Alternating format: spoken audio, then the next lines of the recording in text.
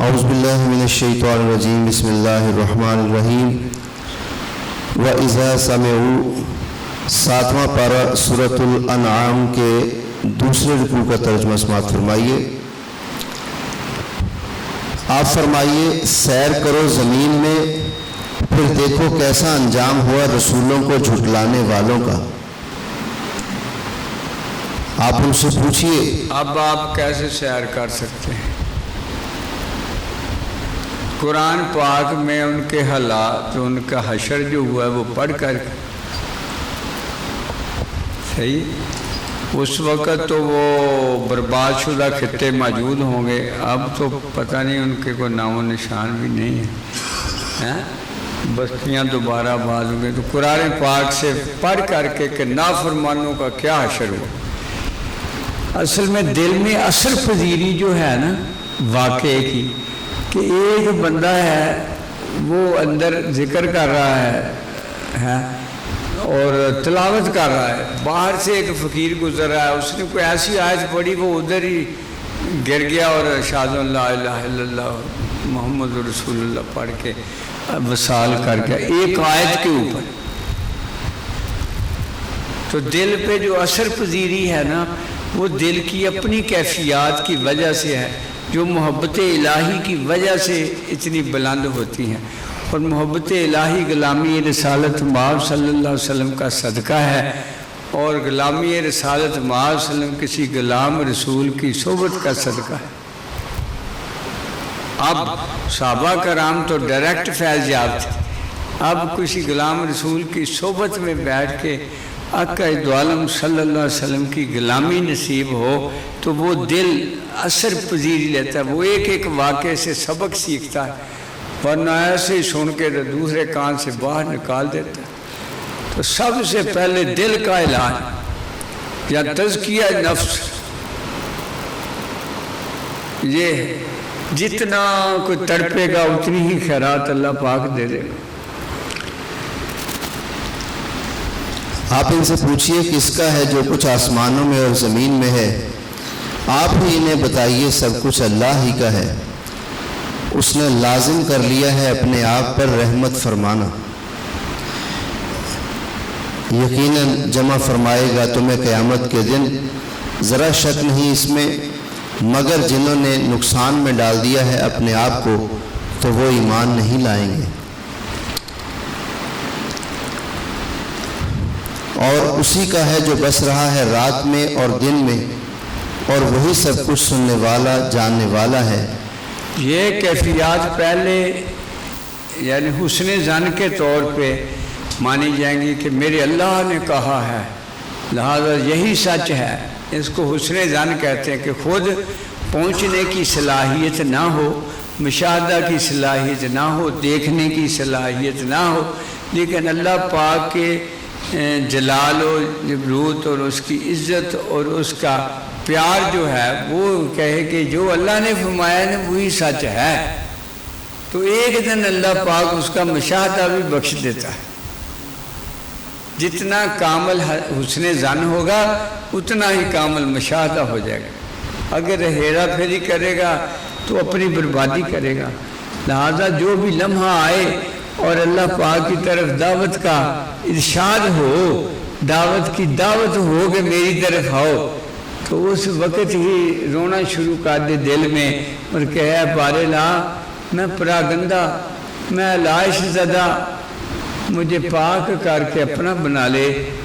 مجھ میں یہ دوری کی کیفیات کو دور کر دے، اور اس فراق کو وصال میں بدل دے، اور دوری کو حضوری میں بدل دے،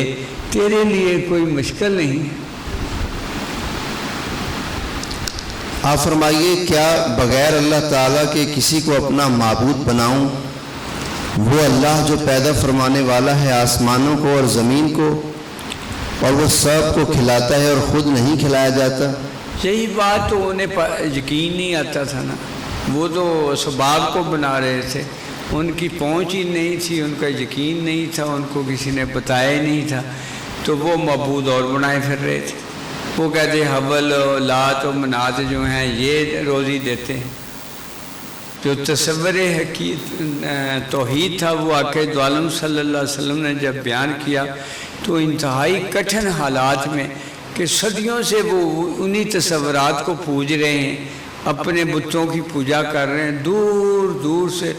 بڑے استھان انہیں کہتے ہیں جنم استھان بنائے ہوئے تھے، کوئی ایک تھوڑا تھا، کوئی طائف میں تھا، کوئی کہاں تھا، وہاں طواف ہوتے تھے۔ تو صدیوں کی گمراہی کے بعد جب آقا دو عالم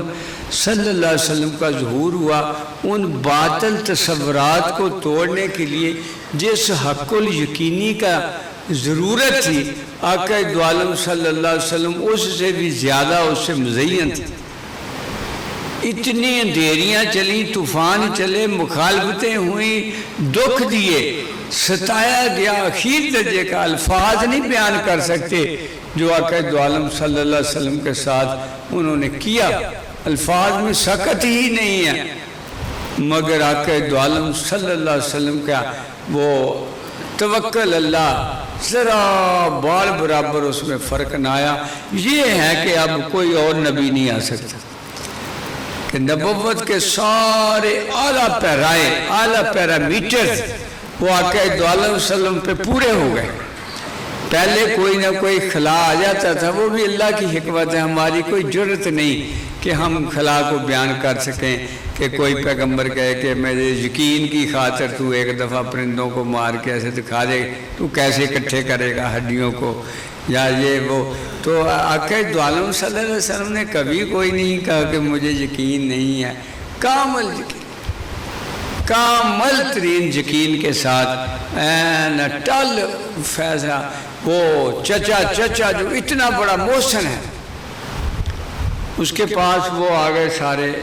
کہ سردار تو ہیں نا کہ کسی طرح اپنے بھتیجے کو منا، کوئی لین دین کا لو، تھوڑا بہت لین دین ہوتا ہے جہاں برابری ہو، حق اور باطل برابر نہیں تھے۔ اگر باطل پہ صلح ہو جاتی تو آج اسلام کا اتنا بول بالا نہ ہوتا، مگر کرنی ہی کیوں تھی؟ وہ اللہ کا وہ کامل نمونہ وہ کیسے کر سکتا تھا؟ کہا چچا میرے ہاتھ پہ سورج رکھ دے، لو دے رہے خوبصورت عورت جو لینی ہے لے لے، تمہیں پتہ ہی نہیں ہے نبوت کے مقام کا۔ تم عورتیں کہتے ہو وہاں ہوئے جو ہیں وہ آ کے شعریں گاتی ہیں، حوروں جیسا تو کوئی خوبصورت نہیں ہے، تو وہ تقسیم کر رہے ہیں حوروں کی سردار کو، حضرت بلال کو دے رہے ہیں۔ اے اللہ پاک بڑی دلوں میں کجروی آ گئی ہے، تصورات بکھر گئے ہیں، اپنے محبوب کا صدقہ اس امت کو بحال کر دے،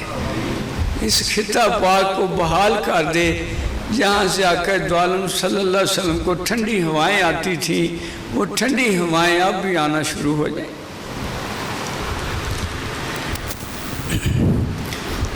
فرمائیے بے شک مجھے حکم دیا گیا ہے کہ میں ہو جاؤں سب سے پہلے سر جھکانے والا، آمین۔ ہاں نیز یہ حکم دیا گیا ہے کہ ہرگز نہ بننا شرک کرنے والوں سے۔ آپ فرمائیے میں ڈرتا ہوں اگر میں نافرمانی کروں اپنے رب کی بڑے دن کے عذاب سے، وہ شخص ٹال دیا گیا عذاب جس سے اس روز تو یقیناً رحم فرمایا اللہ نے اس پر، اور یہی کھلی کامیابی ہے۔ ایک ایک دلیل دی جا رہی ہے کہ بہت سخت ہوگا امتحان، اس روز جزا والا جو دن ہوگا وہ بڑا سخت ہوگا، اور پیغمبر پاک کہہ رہے ہیں کہ اگر میں نے بال برابر نافرمانی کی تو کیا کریں؟ پیغمبر پاک جن کا مقام ہے کہ اللہ پاک ان پہ درود پڑھتا ہے، اس کی امت کے بندے ذکر الہی کریں تو ان کا ذکر کرتا ہے، وہ کہہ رہے ہیں او خدا کا واسطہ اگر ایک بال برابر بھی انحراف ہوا تو قیامت کے دن کوئی نہیں بچا سکے گا۔ عام بندے پتہ نہیں کیوں جرت کیے پھرتے ہیں، یہ نفس کا قبضہ ہے، یہ شیطان کا قبضہ ہے، اس لیے اتنے گناہ کر کے بھی بڑے خوشیوں سے پھر رہے ہیں۔ اور اگر پہنچائے تجھے اللہ تعالیٰ کوئی دکھ تو نہیں کوئی دور کرنے والا اس دکھ کو سوائے اس کے، بالکل۔ اور اگر پہنچائے تجھے کوئی بھلائی اس کو کوئی روک نہیں سکتا۔ اسی کی بارگاہ میں بس جو کرنا ہے وہ ایک بندہ آیا کسی کے پاس دم کرانے، اور وہ بزرگ کامل ہستی تھی، تو کہتا ہے اگر میں 500 روپیہ نذرانہ دے رہا ہوں، پھر کرم شاہ زری صاحب کے پاس آیا تو انہوں نے کہا کہ اگر آرام نہ آیا تو میں نے اپنے 500 واپس لے لینا ہے۔ تو آپ نے کہا کہ میں نے کوئی دعویٰ کیا ہے کہ میں 500 دوں اور میں آرام آ جائے گا؟ میں تو اس کا ایک ناچیز بندہ ہوں، اس کی بارگاہ میں تیرے بندے ہونے کے ناطے کہ تو اللہ کا بندہ ہے، یا اللہ اس کی تکلیف دور کر دے، اٹھا اپنا 500 جا چلا جا جہاں سے۔ مجھے تو کوئی عمل سمجھا ہے کہ جو دعویٰ کرے؟ اس کی بارگاہ میں کسی کا دعویٰ نہیں ہے، صرف عرض کی جا سکتی ہے، وہ مرضی یا مانے نہ مانے تو اس کے آگے کوئی گلہ نہیں کر سکتا، کوئی جرت ہی نہیں ہے کسی کی، جو کرے وہ بعد نصیب ہوگا، اس کے نصیب کاٹ دیے گئے ہیں جس نے اس بارگاہ میں گلہ کر لیا۔ وہ ہر چیز پر قدرت رکھنے والا ہے اور وہ غالب ہے اپنے بندوں پر، اور وہ بڑا دانا ہر چیز سے خبردار ہے۔ بس اس سے ہر گھڑی یہ دعا کرنی ہے، اللہ پاک میری طرف نظر کرم اتار، میں نظر کرم کا سوالی ہوں، اپنے حبیب کا صدقہ مجھے سیدھے راستے پہ رکھنا، مجھے صراط مستقیم پہ چلانا، مجھ میں جو قطائیاں ہیں وہ میں اس میں تیری مدد کا طلبگار ہوں، میری قطائیاں دور ہو جائیں۔ آپ پوچھئے کون سی چیز بڑی معتبر ہے گواہی کے لحاظ سے؟ آپ ہی بتائیے۔ اللہ وہی گواہ ہے میرے درمیان اور تمہارے درمیان،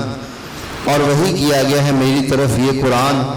تاکہ میں تمہیں ہدایت اور رہنمائی دوں۔ اس کے ساتھ یہ لفظ وہی ہے نا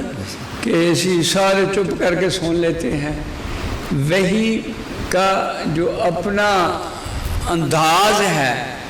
اللہ پاک اولیاء کاملین کو وہ اس واردات میں سے گزار کے، ایک ہوتا ہے مشاہدہ کہ کہیں اور ہو رہا ہو دیکھے، ایک واردات ہوتی ہے جو خود اس کے اوپر ہو رہا ہوتا ہے، وہ آپ اس میں شریک ہوتا ہے، اسی کے اوپر وہ حال وارد کیا جاتا ہے، تو واردات کرا کے دکھاتا ہے۔ میرے محبوب پاک کو وہی اس طرح ہوتی تھی۔ وہی کی کیفیت کیا ہوتی تھی کہ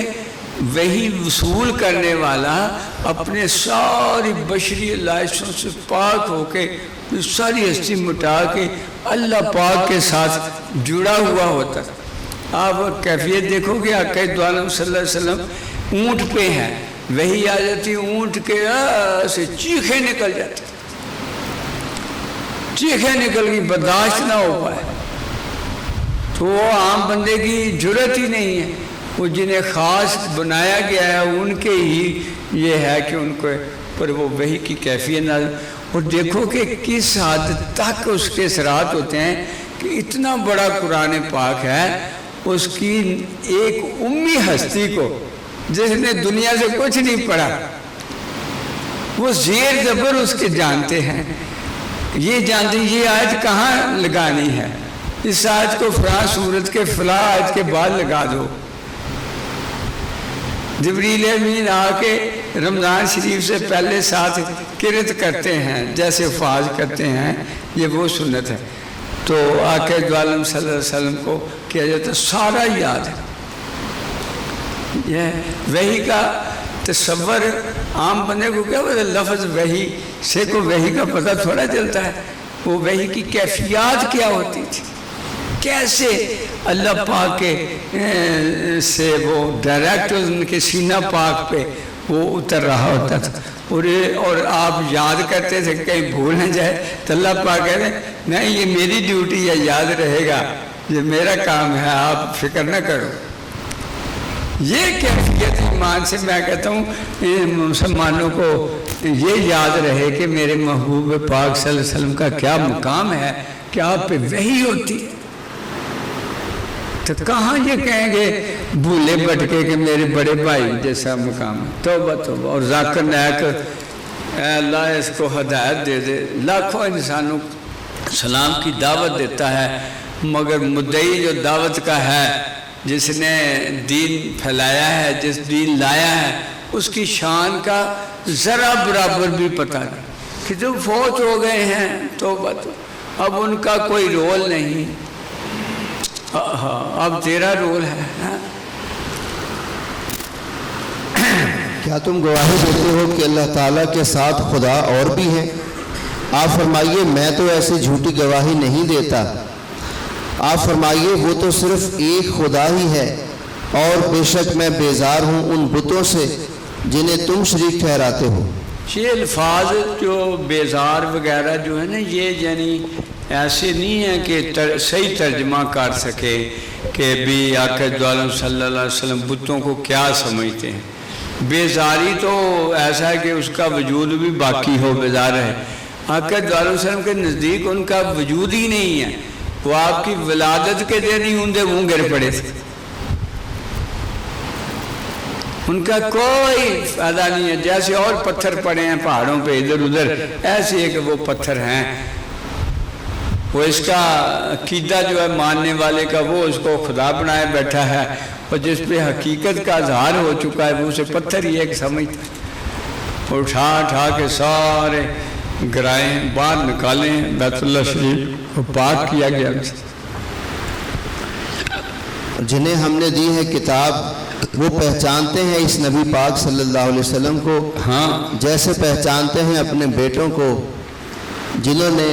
نقصان میں ڈال دیا ہے اپنے آپ کو تو وہ نہیں ایمان لائیں گے۔ نبی اللہ کو بتایا گیا تھا آپ کے بارے میں، آدم علیہ السلام کو درود شریف پڑھایا گیا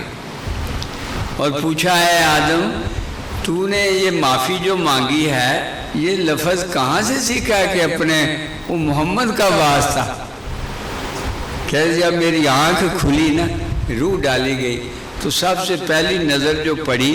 تو وہ عرش کے کنارے پہ پڑی، وہاں لکھا ہوا تھا لا الہ الا اللہ محمد رسول اللہ۔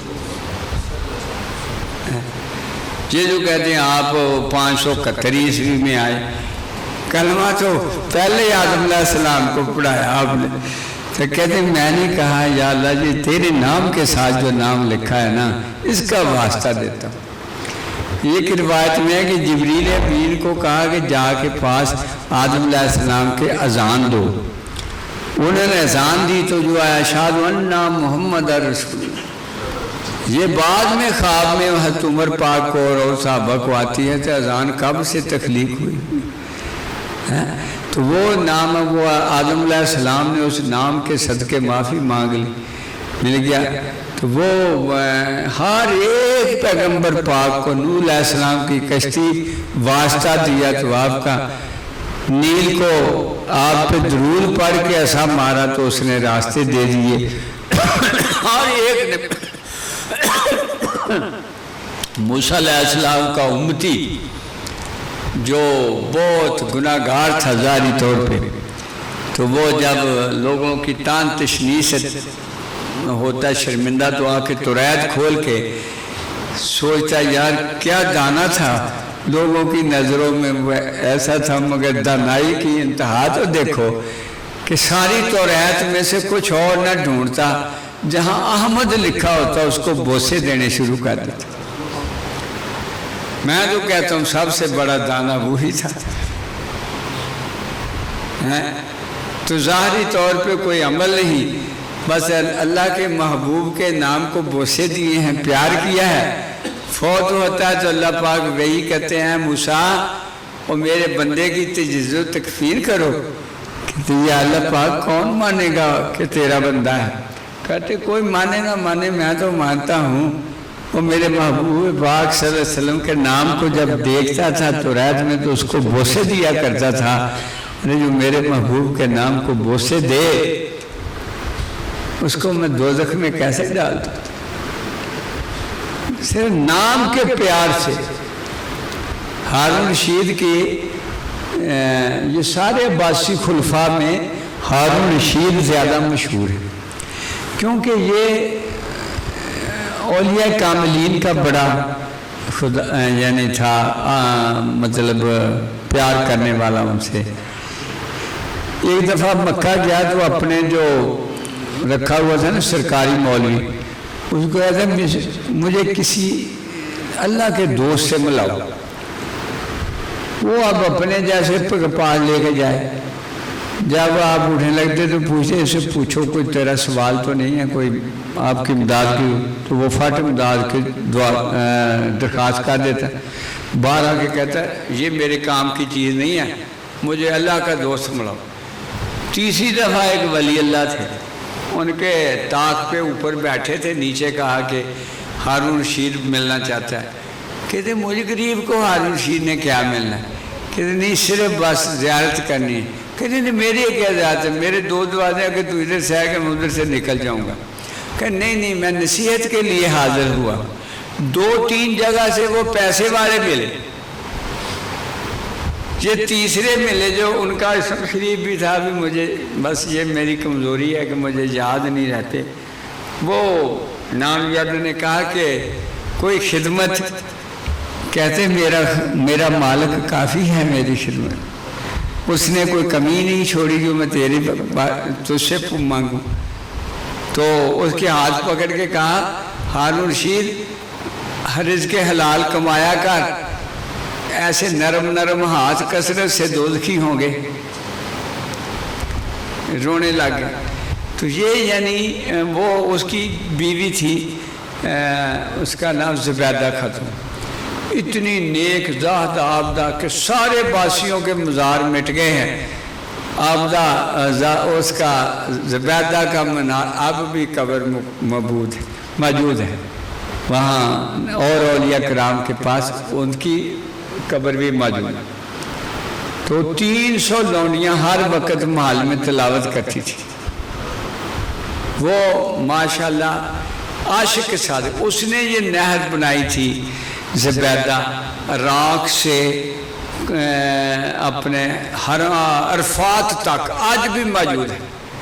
نہر تو نہیں ہے، اتنا بڑا کھالا ہے، مگر کیا بنایا، وہ خواب آئی تھی آپ کو، آپ نے پھر حضرت بہلول دانا سے جا کے اس کی تعبیر پوچھی تو کہتے ہیں کہ نہر بنا دے، چرند پرندہ آپ سے فیض یاب ہو رہے تھے، جنگلی درندے، تو وہ جب پانی نکلا تو سارے پانی اس سے پیے ہیں، تو حاجی بھی اس سے پانی پیے، آپ کو پتہ ہی وہاں اس وقت پانی کہاں ہوگا، تو یہ اللہ نے اس کو سعادت بخشی تھی۔ تو وہ ایک دن باتھ روم جا رہی تھی، ادھر اذان کی آواز آ گئی، تو اس نے کہا کہ اندر جا کے آقا صلی اللہ علیہ وسلم کا نام سننا ٹھیک نہیں ہے، وہ ناپاک جگہ ہے، باہر کھڑی ہو گئی احترام میں۔ جب فوت ہوئی تو لونڈی کو خواب میں ملی، تو لونڈی نے کہا ملکہ عالیہ کیسا اللہ پاک کے ساتھ نے آپ کے ساتھ سلوک کیا، کہتے وہ جو خیرات کی تھی نا، وہ تو کہتے بھئی وہ تو لوگوں کا لوٹا ہوا مال تھا، اچھا ہوا تو خرچ کر آئی، مگر ایک وجہ ہے جس کی وجہ سے میں تجھے دوزخ میں نہیں ڈال سکتا، وہ وجہ یہ ہے کہ وہ جو تو اذان سن کے میرے محبوب کے نام کے پیار میں باہر کھڑی ہو گئی تھی، اور میں نے اپنے محبوب کے نام کے پیار کے صدقے تجھے بخش دیا ہے۔ اہل سنت مبارک ہو تم میں بے عملیاں تو ہوں گی، مگر آقا دو عالم سلم کا نام آتا ہے تو بہت سے دیتے ہیں۔ یہ خوش نصیبی اللہ کے نام سے، اللہ کے کرم سے ملتی ہے، ایسے نہیں ملتی۔ یہ احمد رضا خان کا فیض ہے کہ جس نے اس خطہ پاک کو عشق رسالت معاذ صلی اللہ علیہ وسلم سے جو ہے وہ پرو دیا۔ یہ سبق انہوں نے پھیلایا یا اولیاء کرام نے پھیلایا، مگر آپ کو اس میں سے وافر حصہ ملا ہے کہ رسالت معاذ صلی اللہ علیہ وسلم کی محبت کا درس آپ نے دیا۔ آخر الصلاة علی سید السادات صلی اللہ علیہ وسلم۔ تصریف حضرت علامہ محمد یوسف بن اسماعیل نبہانی رحمۃ اللہ علیہ، ترجمہ فرمایا ہے علامہ حافظ بشیر احمد سعیدی رحمۃ اللہ علیہ، اور تزین و تدیب ہے یہ پروفیسر محمد اکرم مدنی۔ حضور نبی کریم محبوب کریم صلی اللہ علیہ وآلہ وسلم کے ذکر پاک کے وقت درود شریف نہ پڑھنے پر وعید کے بارے میں احادیث مبارکہ۔ کہ نام محمد صلی اللہ علیہ وآلہ وسلم سنے تو جو نہ پڑھے وہ کیا، اور جو پڑھے تو اس کو کیا اجر ہے۔ حضور سرور کائنات صلی اللہ علیہ وآلہ وسلم نے فرمایا کہ بخیل ہے وہ شخص جس کے پاس میرا ذکر کیا گیا اور اس نے مجھ پر درود نہیں پڑھا۔ اللہم صلی علی سیدنا و مولانا محمد و بارک وسلم۔ حضور صلی اللہ علیہ وآلہ وسلم نے فرمایا کہ جس شخص کے پاس میرا ذکر کیا گیا پھر اس نے مجھ پر درود شریف نہیں پڑھا تو بے شک وہ جنت کا راستہ ہی بھول گیا۔ رسول کریم محبوب کریم صلی اللہ علیہ وآلہ وسلم نے فرمایا جو قوم اپنی مجلس میں بیٹھی پھر وہ اللہ تعالیٰ کا ذکر کرنے اور نبی کریم صلی اللہ علیہ وآلہ وسلم پر درود پڑھنے سے پہلے جدا ہو گئی تو ان پر اللہ تعالیٰ کی طرف سے مصیبت ہے، اگر وہ چاہے تو ان کو عذاب دے، اگر چاہے تو بخش دے۔ نبی کریم صلی اللہ علیہ وآلہ وسلم نے ارشاد فرمایا کہ جو شخص مجھ پر درود شریف پڑھنا بھول گیا وہ جنت کا راستہ بھول گیا، اور فرمایا کہ یہ بات ظلم میں سے ہے کہ آدمی کے پاس میرا ذکر کیا جائے اور وہ مجھ پر درود نہ پڑھے۔ رسول اللہ صلی اللہ علیہ وآلہ وسلم نے فرمایا جو قوم کسی مجلس میں بیٹھی پھر وہ نبی کریم صلی اللہ علیہ وآلہ وسلم پر درود شریف پڑھے بغیر اٹھ کر چلی گئی تو وہ مردار کی بدبو سے بھی زیادہ بدبو پر منتشر ہوئی۔ نبی کریم صلی اللہ علیہ وآلہ وسلم نے فرمایا کہ جس شخص کے سامنے میرا ذکر کیا گیا تو اس نے مجھ پر مکمل درود نہ پڑھا تو نہ اس کے ساتھ میرا کوئی تعلق ہے نہ اس کا میرے ساتھ کوئی تعلق ہے۔ پھر نبی کریم صلی اللہ علیہ وسلم نے فرمایا اے میرے اللہ تو اس کا ہو جا جو میرا ہو جائے اور اس سے قطع تعلق کر لے جو مجھ سے قطع تعلق کر لے۔ نبی کریم صلی اللہ علیہ وآلہ وسلم نے فرمایا کہ جس شخص کے پاس میرا ذکر کیا گیا اس نے مجھ پر درود نہیں پڑھا تو وہ آگ میں داخل ہوا۔